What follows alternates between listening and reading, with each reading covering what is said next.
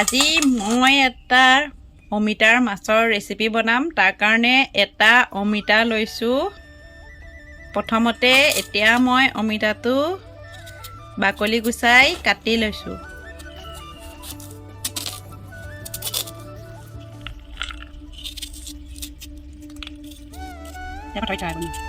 চুনুকীয়া ন?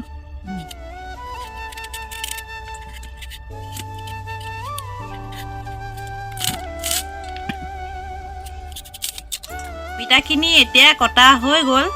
প্ৰথমতে মই অমিতাখিনি অলপ বইল কৰি লওঁ। কেৰাহী গৰম হ'ব দিলোঁ আৰু গৰম হৈ গ'ল। প্ৰথমতে মই ইয়াত অলপমান মিঠাতেল দি দিলোঁ।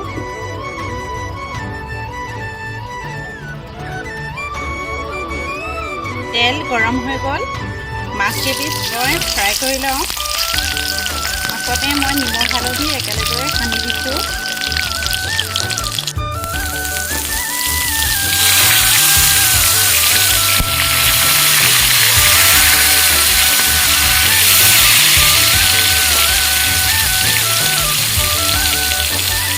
ফ্ৰাই কৰা হৈ গ'ল। এতিয়া মই এনেকৈ কাঢ়ি লৈছোঁ।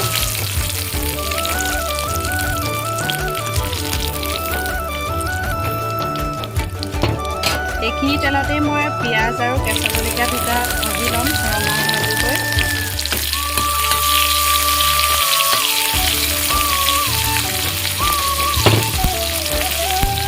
মই সোৱাদ অনুসৰি হালধি আৰু নিমখ দি দিছোঁ।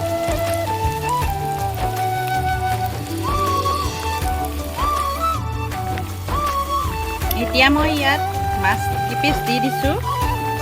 একেবাৰে চিম্পুল ৰেচিপি হয়, সাধাৰণ ৰেচিপি। আপোনালোকে যিসকলে অমিতাৰ লগত মাছ দি খাই চোৱা নাই, এনেকৈ বনাই খাই চাব, নিশ্চয় ভাল পাব।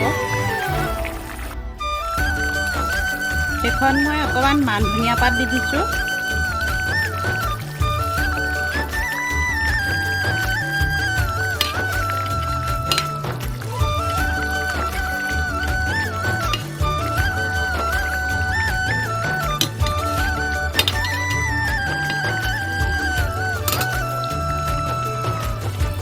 আজিৰ ৰেচিপিটো মোৰ ইমানেই আছিলে। যদি ভাল লাগে লাইক, কমেণ্ট, ছাবস্ক্ৰাইব কৰি দিব।